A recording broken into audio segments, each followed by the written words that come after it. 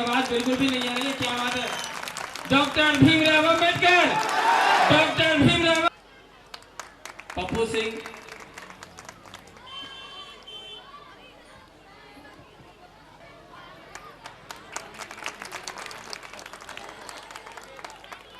जी से अनुरोध करता हूं कि वो आए और उनका स्वागत अपने हाथों से करें।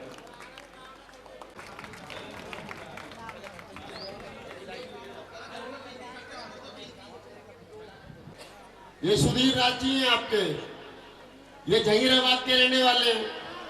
इनके पिताजी का नाम लेखराज जी था ना पक्का? ये जहीराबाद के, मैं गुचावली का हूं। मैं क्या कहूं? ये शशि भूषण शिवाली का है और ये केपी चौधरी साहब जो हमारे बड़े भाई हैं, ये सियाने के हैं।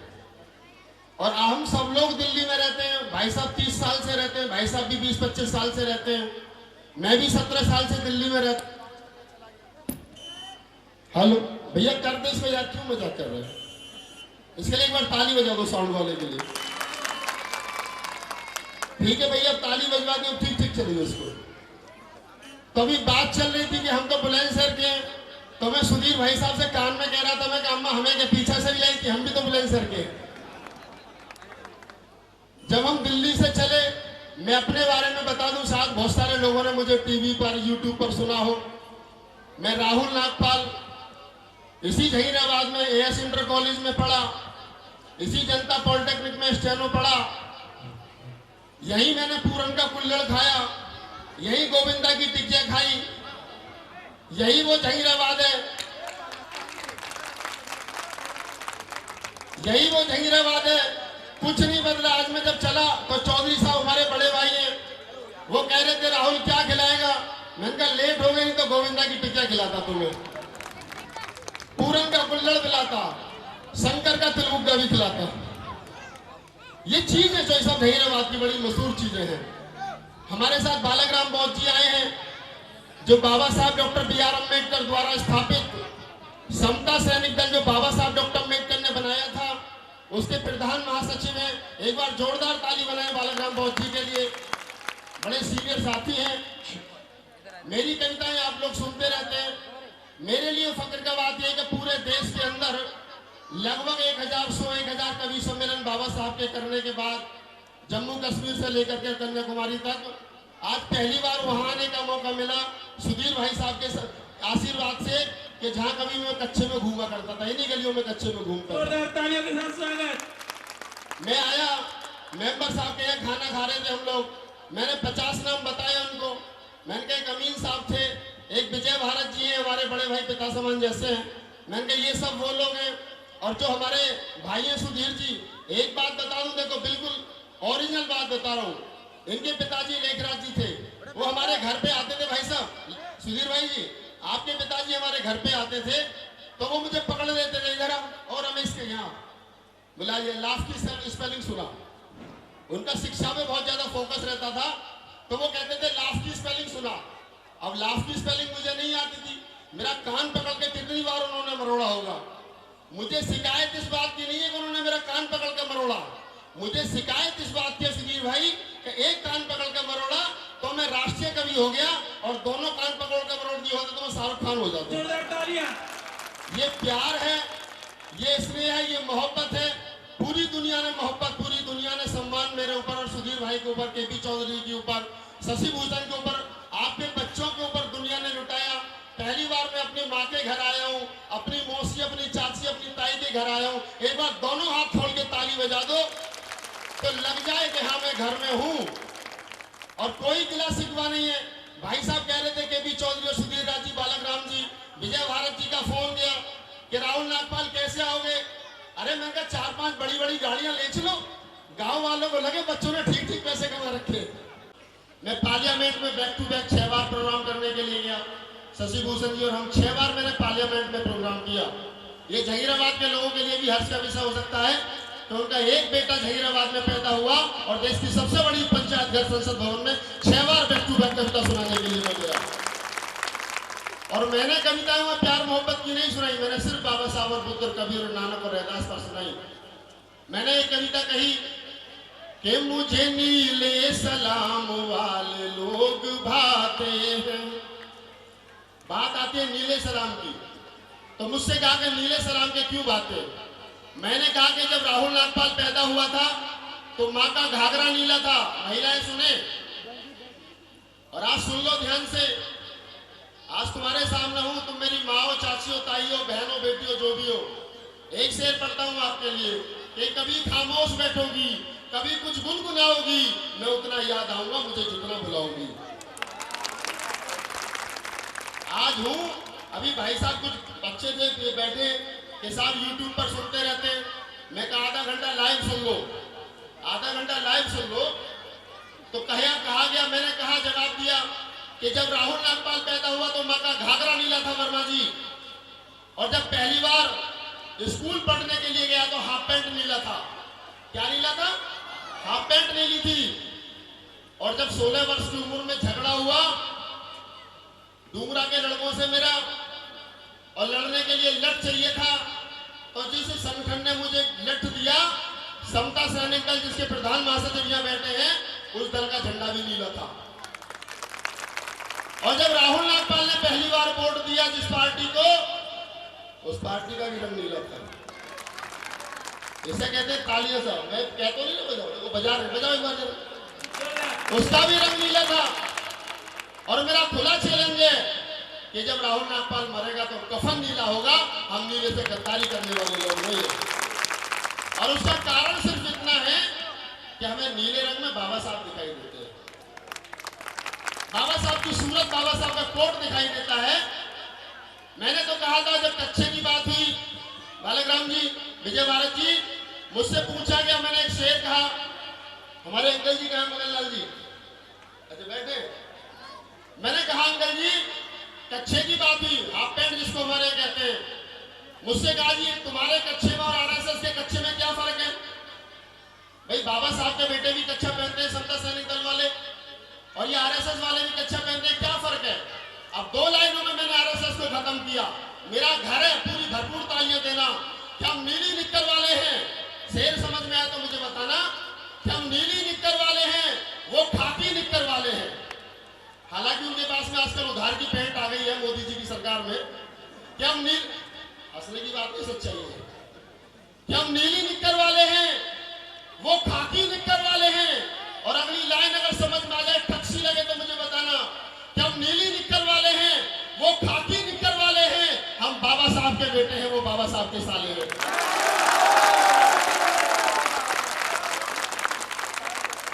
इसे कहते हैं ताली, ये अपने आप बजती है।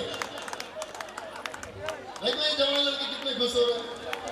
नागपाल, आप मुझसे ज्यादा मोहब्बत करते हो या बाबा साहब से? आप देखना मैंने इसका और मिशन का कैसे तालमेल किया है। लड़की ने मुझसे पूछा कि बाबा साहब से ज्यादा मोहब्बत करते हो या मुझसे ज्यादा करते हो? तो मैंने कहा तेरे जैसी तो बहुत मिल जाएगी, मैं बाबा साहब से मोहब्बत करता हूं। एक शेर मैंने पढ़ा, आजकल वो मेरी पत्नी है, 3 बेटियों की माँ है, उसके लिए एक बार ताली बजा दो, उसने मेरे लिए से तो मैंने एक शेर कहा, जवान लड़के जितने यहाँ बैठे हैं, जितनी मेरी बहन जवान बैठी है, अगर वो मोहब्बत करते हो तो मोहब्बत में बाबा साहब को ढूंढने की कोशिश करना। एक शेर में मैंने मोहब्बत को आईना दिखाया। मैंने कहा कि यूं तो तेरे इश्क पर, यूं तो तेरे इश्क पर ये जान भी कुर्बान है। अगर आप मोहब्बत करते हो तो लड़की को ट्वीट करना, फेसबुक पर देना, मैसेज करना, लेकिन अगली लाइन भी लिखना, उसको कहना कि यूं तो तेरे इश्क पर ये जान भी कुर्बान है, मगर भीम तेरे मिशन पर उसका इश्क भी कुर्बान है, उसका इश्क भी कुर्बान है, उसका इश्क भी कुर्बान है। इसे कहते हैं मोहब्बत। इसे सिपाही भीम का कई उपहार लाया हूं। आपको दिए ना भी उपहार, बाबा साहब की मूर्ति थी, एक मूर्ति और दूंगा मैं भी आपको। कि सिपाही भीम के कई उपहार लाया हूं, और मुझे ध्यान से सुनना तुम ए झंगियावाद वालों, तुम्हारे शहर में मैं पहली बार आया, तुम्हारे शहर में मैं पहली बार आया हूं। मैंने दोहे लिखे बाबा साहब पर। मैं दोहे पढ़ रहा था बनारस में एक प्रोग्राम में, एक हिंदी के प्रोफेसर सब मेरे बराबर में आकर के बैठे, मुझसे कहने लगे राहुल नागपाल बहुत अच्छे दोहे लिखे। उसने तारीफ विजय भारत जी मेरी दिल्ली में की, और पेट में दर्द तारीफ कहाँ की? बनारस में। और पेट में दर्द कहाँ हो गया? दिल्ली में। एक आदमी के बैठे बैठे, एक दिल्ली में किताब बेचता है, उसके पेट में दर्द हो गया कि राहुल नागपाल के दोहों की तारीफ हुई। अरे तो मैंने तेरे बात पर क्या जा रहा है, मेरी तारीफ हुई तो। अभी मैंने बताया, अभी मुझसे यहाँ एक भाई पूछ रहा था कि भाई साहब हम आपको बुलाना चाह रहे थे, लेकिन बताया आप पैसे बहुत ज्यादा लेते हो। मैं कहा किसने बताया? क्या जी कोई कह रहा था। मैं कहा यार देने वालों को परेशानी नहीं, लेने वाले को परेशानी नहीं। ये तीसरा आदमी कौन है जिसके पेट में दर्द हो रहा है? अगर तुम्हारे घर का बालक, अगर तुम्हारा बेटा, तुम्हारा भाई आज इतना महंगा कवि है, वो इतने पैसे लेता है, तो मेरे गांव के लोग मुझे बुलाते तो आता भी तो हूँ, ये भी तो है। अब आपको कविता सुनाता हूँ, दोहे सुनाता हूँ, 2-3 उसके बाद तमन्ना में तमन्ना सुनाऊंगा। कि भूखे प्यासे भीम का, अब आप समझे दोहा कहते किसे? कि भूखे प्यासे भीम का एक मन यूं हुआ उदास, भूखे प्यासे भीम का एक मन यूं हुआ उदास, जेबू में धेला नहीं, घर में बेटे की लाश, जेबू में धेला नहीं, घर में बेटे की लाश। के अभी मैंने कहा पानी दो, 20 रुपए की बोतल में 4 बैठ करके यहाँ पी लिया, आप ही लोगों ने ला करके दी, यही वो पानी है। लेकिन कभी सोचा कि इस पानी के लिए बाबा साहब ने कितना संघर्ष किया था? इसी पानी के लिए बाबा साहब ने संघर्ष किया। लेकिन हम कितने बाबा साहब को भूल गए कि जब हमारे घर में टंकी लगती है ना, ये मेरी माताएं घर बैठी ये बताएंगी कि जब टंकी लगती है, जब नल लगता है, जब पहली बार पानी आता है, तो हम लड्डू बाबा साहब को नहीं चढ़ाते कि हे बाबा साहब तेरी वजह से अशुद्ध पानी पीने को मिल गया। लड्डू किसको चढ़ाते हैं? लड्डू सूढ़ वाले को चढ़ाते हैं। पता नहीं कौन सी रिश्तेदारी सूढ़ वाले से। ताली बजाओ अपनी मूर्खता पे करो। कि पानी का संघर्ष हो या मंदिर का प्रवेश, पानी का संघर्ष हो या मंदिर का प्रवेश, भीम ने तुमको सब कुछ दिया और बुद्ध के उपदेश, भीम ने तुमको सब कुछ दिया और बुद्ध के उपदेश। और एक दोहा पढ़ता हूं। बाबा साहब डॉक्टर अम्बेडकर ने लॉर्ड सर वाइसराय से कहा कि मुझे आपसे कुछ बात करनी है। तो पता है लॉर्ड सर वाइसराय ने क्या कहा? उन्होंने कहा कि डॉक्टर अम्बेडकर हम कल बात करेंगे। कब? कल में और आज में एक रात का फर्क था। अब महसूस करें, फीलिंग करें। तो बाबा साहब ने सोचो कि वो एक रात बाबा साहब पे कैसी कटी होगी। कि बाबा साहब ने कहा, मैंने दोहा लिखा कि तुमने तो ये कह दिया, कि तुमने तो ये कह दिया, एक कल कर लेना बात, तुमने तो ये कह दिया, एक कल कर लेना बात, काटूंगा मैं किस तरह सोचो सारी रात, काटूंगा मैं किस तरह सोचो सारी रात। अब मैं सिर्फ आपको कुछ एक लाइन सुनाऊंगा क्योंकि मुझे निकलना है। तमन्ना में तमन्ना कितने लोगों को सुनी जरा बताएं मुझे। अच्छा मुझे तो पता ही नहीं था बालाघाट में मेरे गांव के लोग इतने सुनते हैं। अच्छा करवा चौथ का पहले सुनो, लो भैया पानी पिला दो, पहले करवा चौथ वाला सुना। क्या आप करवा चौथ का व्रत क्यों रखते हो? क्या जी करवा चौथ का व्रत रखने से पति की उम्र लंबी होती है? होती होगी भाई, हमें तो पता नहीं, मेरी घरवाली तो रखती नहीं। क्या जी पति की उम्र लंबी होती है? एक 80 साल की बुढ़िया ने रख रखा। मैं कहता हूँ तेने क्यों रखा है? कि पति की उम्र लंबी होगी। मैं कहता हूँ 90 साल का हो गया तो 200 साल में मारेगी, कितना लंबा करेगी इसे? लेकिन पता किसी को कुछ नहीं है। और 150 साल के जीते, ये पता नहीं उम्र वहां क्यों लंबी हो रही है इनकी। तो सही काम करो। अब एक कविता बिल्कुल आपको साधारण भाषा में सुनाता हूं और आप सुन के बताएं कि पत्नी बोली करवा चौथ पर एक साड़ी दिलवाओ।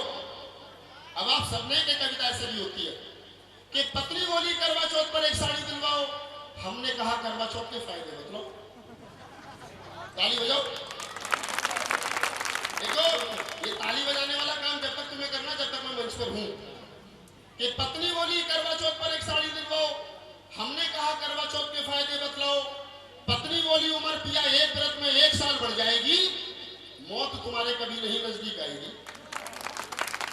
अब मैं तो पढ़ा लिखा आदमी था, मैंने इतिहास पढ़ा, मैं सोचा मगर भारत में पति पत्नी का जो दाम्पत्य जीवन है वो 40 साल का है, और अगर पत्नी 40 साल तक व्रत रही तो पति की उम्र तो 40 साल पक्का बढ़ गई ना, बढ़ गई पक्का।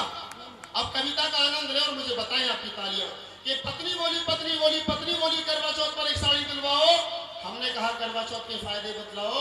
पत्नी बोली पिया उम्र पिया एक व्रत में 1 बरस बढ़ जाएगी, मौत तुम्हारे कभी नहीं नजदीक आएगी। मैंने कहा प्राण प्रिय ऐसा अनर्थ मत कीजिए, मैंने कहा प्राण प्रिय ऐसा अनर्थ मत कीजिए, ये करवा चौथ का व्रत अभी तोड़ दीजिए। मैंने कहा प्राण प्रिय ऐसा अनर्थ मत कीजिए, ये करवा चौथ का व्रत अभी तोड़ दीजिए, क्योंकि तुम्हारे व्रत रहने से मेरी उम्र 40 वर्ष बढ़ जाएगी। अब कविता का आनंद ले पूरा सदन कि तुम्हारे व्रत रहने से मेरी उम्र 40 वर्ष बढ़ जाएगी, मैं तो 100 वर्ष तक जीऊंगा, तू 60 महीने बढ़ जाएगी। कि तुम्हारे व्रत रहने से, देखो ये बहुत अच्छे से होता है, इनके लिए एक बार अपने लिए एक बार ताली बजाओ, चलो बहुत अच्छा सुन रहे हो। कि तुम्हारे व्रत रहने से मेरी उम्र 40 वर्ष बढ़ जाएगी, मैं तो 100 वर्ष तक जीऊंगा, तू 60 में ही निबट जाएगी। वो 40 वर्ष में किसके सहारे जीऊंगा। अब कविता का आनंद ले महिलाएं पुरुष भी ले कि वो 40 वर्ष में किसके सहारे जीऊंगा, किसके हाथ की चाय और कॉफी पीऊंगा। वो 40 वर्ष में किसके सहारे जीऊंगा, किसके हाथ की चाय और कॉफी पीऊंगा। चाय की चाहत जब मुझे भाभी के घर तक ले जाएगी तो वो फिर मुझे रड़वा के करके चढ़ाएगी। चाय की चाहत जब भाभी के घर तक ले जाएगी तो वो फिर मुझे रड़वा कह करके चिढ़ाएगी। ऐसे तानों को मैं कैसे सह पाऊंगा, ज्यादा कुछ कहूंगा तो भतीजों से पिट जाऊंगा। ऐसे तानों को मैं कैसे सह पाऊंगा, अरे ज्यादा कुछ कहूंगा तो भतीजों से पिट जाऊंगा, ज्यादा कुछ कहूंगा तो भतीजों से पिट जाऊंगा। एक काम कीजिए, पहले मेरे 40 वर्षों का इंतजाम कीजिए। एक काम कीजिए, पहले मेरे 40 वर्षों का इंतजाम कीजिए, और ऐसा नहीं कर सकती हो तो छोड़ दीजिए, और ये करवा चौथ का व्रत अभी तोड़ दीजिए। तो जितनी मेरी माताएं बहनें यहाँ बैठी हैं, मैंने महिलाओं के बारे में बताया कि करवा चौथ का व्रत नहीं रखना चाहिए। मेरी पत्नी करवा चौथ का व्रत नहीं रखती, मांग में सिंदूर भी नहीं लगाती, पैर में बिछुए भी नहीं पहनती, तो मुझे तो मर जाना चाहिए था ना। तुम्हारे सामने खड़ा हूं बिल्कुल हष्ट पुष्ट, सर में दर्द भी नहीं होता। अच्छा मैं तो औरतों से पूछता हूँ बालक राम जी, विजय महाराज जी, मैं औरतों से पूछता हूँ क्या तुम ये मांग क्यों भरती हो? क्या जी सुहाग की निशानी है। तो मैं कहते तेरी अकेले की शादी थोड़ी हुई है, पति की भी तो ये, इसकी भी भर। भाई ये छुट्टा साड़ क्यों छोड़ रखा तेरे? मतलब तू घर में रहे, पता चल जाए शादी हो गई है, प्लॉट की रजिस्ट्री हो गई है, और उसकी बिल्डिंग का कोई पता नहीं कहाँ है। ये नहीं होना चाहिए। मैं औरतों से पूछता हूँ पैरों में बिछुए क्यों पहनती हो? क्या जी सुहाग की निशानी है। तो मैं कहीं बेचारे ने कौन सा गुनाह कर दिया जो पैर में छुपा रखा है? अच्छा तेने 3 पहने तो से 1 पहन, ये भी तो शादीशुदा है। अब तुम ध्यान रखना सारी औरतें, अगर पति कहे कि मांग भर के, पहले तू भी भर, जब भरूंगी। पति कहे कि बिछुए पहन, क्या मैं 2 पहनूंगी 1 तू पहन, तेरी तो शादी संग हुई है। ये काम करना है, और घूंघट तो बिल्कुल करना मत। घूंघट वो कर, 3 आदमी घूंघट करते हैं, देखो मैं बिल्कुल प्रैक्टिकल बता रहा हूँ। एक तो वो जिसको फांसी की सजा हो गई उसका मुंह ढक देते हैं, रखते हैं ना। बजाओ ताली बच्चे, जरा ताली बजाओ तो। एक तो वो जिसको फांसी लगती हो, दूसरा वो जिसने कोई बुरा काम करा हो, वो मुंह छुपा के जाता है दुनिया से है? और तीसरा वो उसका मुंह ढकते जो मर जाता मुर्दा होता है, उसका मुंह ढकता।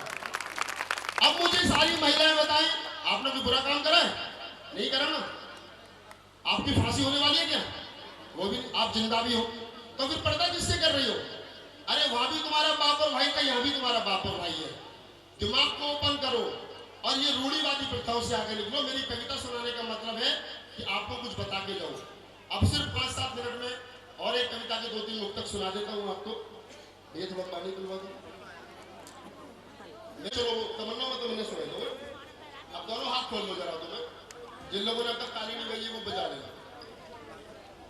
मैं पहले मुक्तक से आपको लेके चलता हूं। एक बार मैंने कहीं पढ़ा, अभी बल से भी बात हो रही थी, कि बाबा साहब डॉक्टर बी आर अम्बेडकर को जब गोलमेज कॉन्फ्रेंस के लिए जाना था तो उनके सबसे प्रिय पुत्र राजरत्न की मृत्यु हुई। उस टाइम पर राजरत्न की मृत्यु हुई तो उनका बड़ा भाई आनंद भाग करके आया। उसने कहा कि भीमा तेरे बेटे की मृत्यु हो गई है। भीमा तेरे बेटे की मृत्यु हो गई। तो पता है बाबा साहब ने क्या कहा था? बाबा साहब ने कहा था कि इस बेटे का दाह संस्कार तुम कर देना। अगर आज मैं लंदन नहीं पहुंचा तो गांधी एंड कंपनी देश के करोड़ों बेटों का दाह संस्कार कर देगी। मैं एक बेटे के लिए अपने बेटों को नहीं मार सकता। ऐसे तो हमने क्या दिया बाबा साहब को? नौकरी दी बाबा साहब ने। अभी मेरा ऑडियो चला रहे थे आप, यहाँ पे मैं सुन रहा था, मेरी रिकॉर्डिंग चल रही थी। नौकरी दी बाबा साहब ने, इज्जत मान सम्मान कपड़ा वजीफा सब बाबा साहब ने दिया। पट्टे की भूमि बाबा साहब ने दी। और जब सब कुछ मिल गया तो कहाँ गए वैष्णो देवी? ये वादा खिलाफी ठीक नहीं भैया। जिस दुकान से उधार लिया उसी दुकान पे चुकता करो। दूसरी दुकान पे चुकता करोगे तो मकान की कुर्दी हो जाएगी। ठीक है ना? तो मैं आपको कविता से जोड़ता हूं कि बाबा भीम के जीवन का ये कैसा फसाना है। अब कविता ठक से लगे तो मुझे बताएं कि बाबा भीम के जीवन का ये कैसा फसाना है। और घर में लाश बेटे की उन्हें लंदन को जाना है। बाबा साहब डॉक्टर अम्बेडकर ने रोते हुए नानक चंद्र रत्तू से कहा कि नानक चंद्र रत्तू, उनके पीए थे नानक चंद्र रत्तू, तो अपने पीए से कहा कि इतने बड़े तंबू का मैं अकेला बम्बू हूं। मुझे चिंता इस बात की होती है कि मेरे बाद इस तंबू को, इस कारवां को लेकर के कौन चलेगा। अगर मेरे अनुयायी इस कारवां को आगे ना ले जा पाए तो यही छोड़ दें, लेकिन किसी भी कीमत पर ये पीछे नहीं जाना चाहिए। ये कहा था बाबा साहब ने। सबको पता है? अगर सबको पता है ना तो जो ये मंदिर बना रखे ना, ये 2 या 3 इस मोहल्ले में, अम्बेडकर मोहल्ले में, इन्हें सबको तोड़वा दो।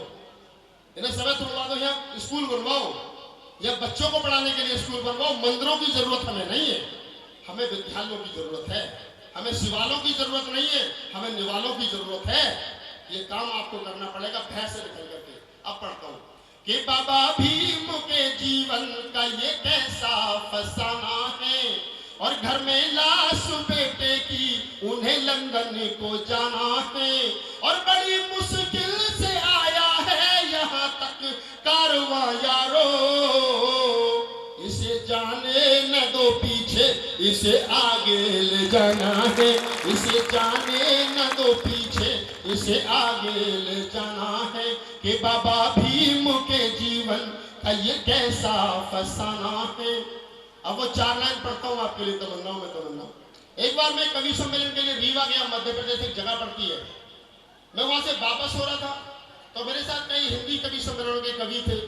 उन्होंने कहा कि राहुल नागपाल इस देश के अंदर सबसे ज्यादा स्टेचू है, कॉलेज है, रोड है, यूनिवर्सिटी बाबा साहब के नाम से है। तुमको और क्या चाहिए? दलित समाज के लोगों ने, बाबा साहब के अनुयायियों ने रट लगा रखी, बाबा साहब बाबा साहब बाबा साहब बाबा साहब। तो मैंने कहा पंडित जी बात तो मेरी ठीक है, लेकिन जवाब भी ऐसा दूंगा कि तेरी पुश्ते सोचे मैं भी बाबा साहब का ओरिजिनल बेटा हूं। मैंने जवाब दिया और जवाब का आनंद ले पूरा सदन, दोनों हाथ खोल करके आनंद ले। क्या तमन्ना बाबा साहब के बेटे बेटियों की? कि तमन्नाओं में तमन्ना अभी एक और बाकी है। क्या तमन्ना बाकी है? कि तमन्नाओं में तमन्ना अभी एक और बाकी है। ये फोटो भीम की नोटों पे अभी आनी बाकी।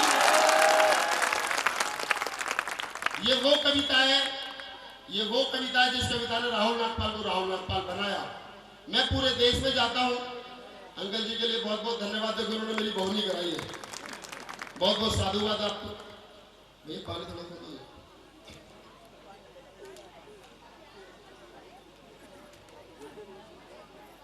और सोचो कि अगर ऐसा हुआ कि बाबा साहब की फोटो नोटों पर आई तो क्या होगा। माताएं बहनें सुने, जवान बच्चे सुने कि जो लोग बाबा साहब से नफरत करते हैं ना बालाराम जी, वो लोग बाबा साहब को चुचकार के अपनी जेब में रखेंगे। कहाँ रखेंगे?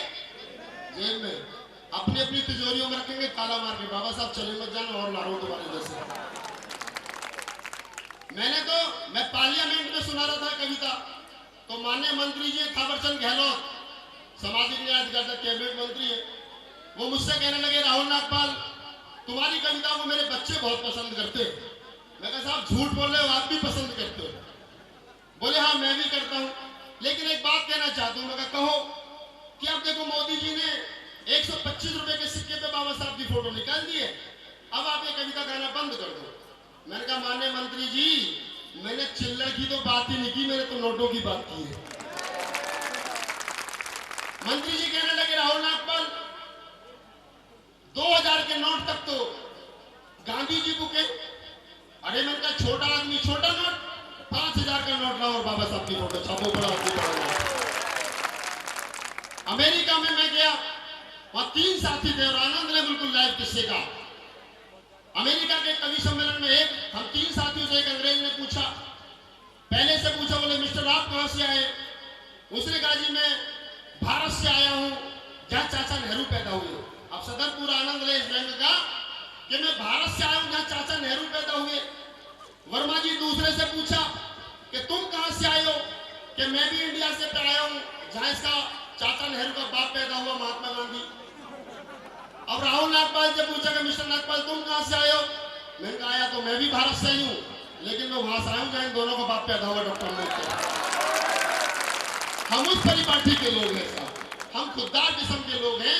और सुने और कविता का आनंद ले हाथ खोल करके कि तमन्नाओं में तमन्ना अभी एक और बाकी है, ये फोटो भीम की नोटों पे अभी आनी बाकी है, और दिवाली के दियों से फिर यहाँ पूजते रहे बाबा। पूजेंगे पक्का? फिर मैं पूछूंगा लाला जी से कि लाला जी बड़ी नफरत थी ना बाबा साहब से, अब तो गले में रोज आते 5-5 हजार के वाग लगाए, इनमें कितना नुकसान करेगा पता है।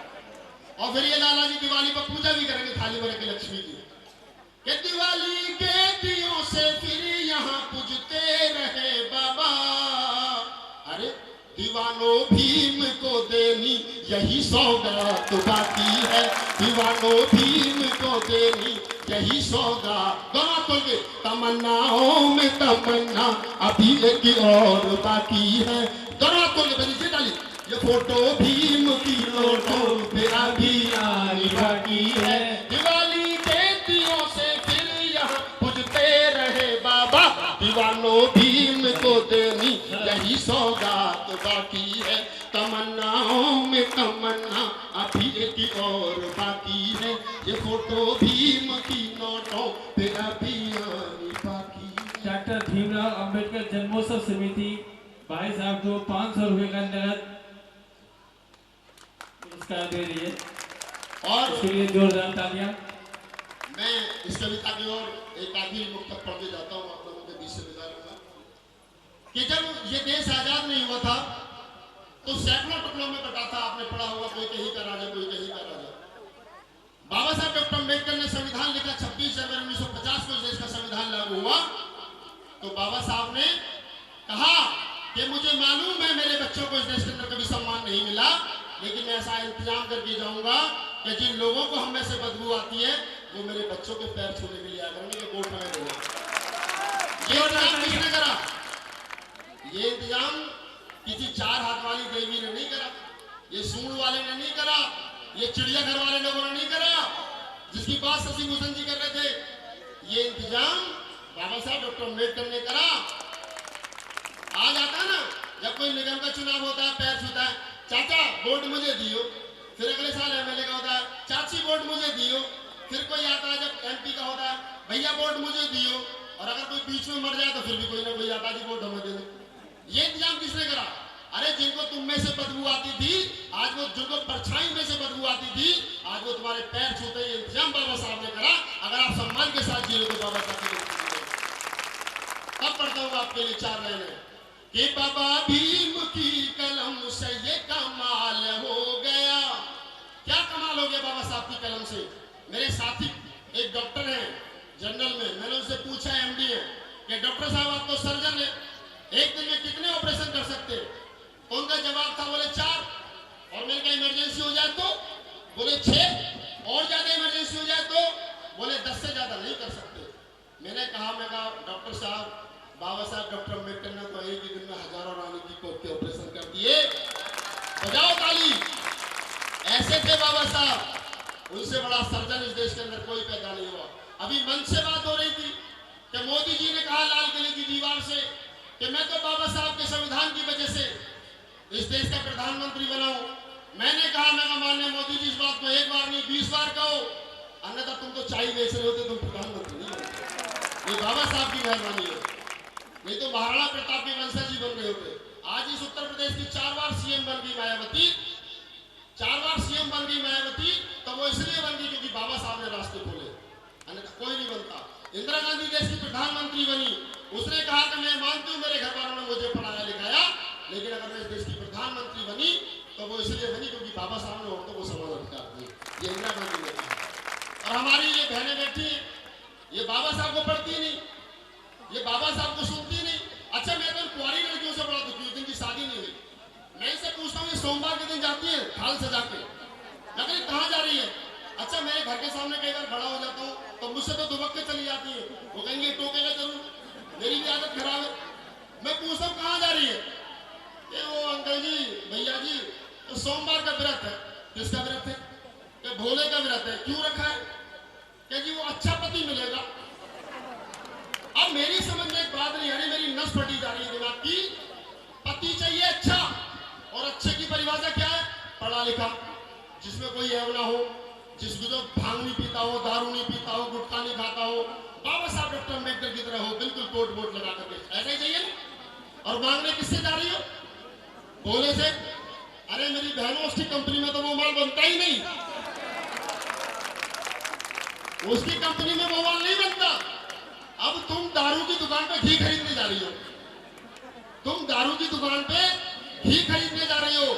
अगर अच्छा पति चाहिए ना तो बाबा साहब को पढ़ना, बाबा साहब को लिखना, और बाबा साहब के बताए हुए रास्ते पर चलोगी तो आईएएस बन जाओगी, पीसीएस इंजीनियर, डॉक्टर बन जाओगी, तो पति अपने आप अच्छा मिल जाएगा, किसी मंदिर में चले जाओगी। और अगर भोले के पास जाओगी ना तो फिर तो वही मिलेगा दारू पीने वाला। फिर बाद में कहोगी पति दारू पी ले, अरे तेरे मांगा ही ऐसा था, बता मैं क्या करूं। अब सुने साहब कविता का आनंद ले पूरा सदन के बाबा भीम की कलम से ये कमाल हो गया, यहाँ राजा था जो कल तक वही कंगाल हो गया। और अंतिम 2 लाइनें कि बाबा भीम की कलम से ये कमाल हो गया, यहाँ राजा था जो कल तक वही कंगाल हो गया, और नहीं जन्मेंगे अब राजा यहाँ रानी की कोख से। पहले कहते थे कि राजकुमार पैदा हुए, कहते थे ना राजकुमारी पैदा हुई है, अब तो बेटा उधर भी पोटरी पैदा हुई और इधर भी पोटरी पैदा हुई है, कोई राजकुमार राजकुमारी पैदा नहीं है। कि बाबा भीम की कलम से ये कमाल हो गया, यहाँ राजा था जो कल तक वही कंगाल हो गया, और नहीं जन्मेंगे अब राजा यहाँ रानी की कोख से। कि राहुल वोट का तेरी उन्हें मलाल हो गया, कि राहुल वोट का तेरी उन्हें मलाल हो गया। एक शेर पढ़ के जाता हूँ, जहीराबाद के लोगों, मेरे घर के लोगों को मैंने बताया, मैं इसी कुचावली में पैदा हुआ, इसी एएस इंटर कॉलेज में मैंने पढ़ाई की, इसी जनता पॉलिटेक्निक में मैंने स्टेनो का डिप्लोमा किया। मैं आप ही के बीच से गया, 302/4 का मुकदमा अपने सर पर लेकर के, लेकिन मैं प्रणाम करता हूँ जहीराबाद को कि जिसने मेरा पीछा नहीं छोड़ा, और मैं भी आपको फख्र के साथ कहता हूँ कि मैंने जहीराबाद का सर नीचे नहीं छूने दिया पूरी दुनिया में। और एक बात कह कर जाता हूँ आप लोगों से कि जब भी बुलाओगे मोहब्बत के साथ बुलाओगे, जरूर आऊंगा। दुनिया के प्रोग्राम छोड़ करके आऊंगा क्योंकि मेरा घर है, मेरा भाई मुझे बुला रहा, मेरी चाची, मेरी ताई, मेरे पिताजी, मेरे पिता की उम्र के लोग मुझे बुला रहे हैं, इसलिए आप लोगों के बीच आऊंगा। और मुझे बुलाना, ज्यादा से ज्यादा भीड़ के बीच बुलाना। एक से आप लोगों की ऊर्जा के लिए पढ़ के जाता हूँ। कि बुलाते रहोगे तो आता रहूंगा। ऑर्गेनाइजर सभी सुने कि बुलाते रहोगे तो आता रहूंगा, तराने भीम के सुनाता रहूंगा, और मैं बाबा साहब के मिशन का सबसे छोटा सिपाही इन मनुवादियों के छक्के छुड़ाता रहूंगा। जय भीम। जय भीम का जवाब जय भीम आना चाहिए। मैं राम राम नहीं करूंगा तुमसे। जय भीम, जय भीम, जय भीम, जय भीम, नमो बुद्धाय, जय बोले।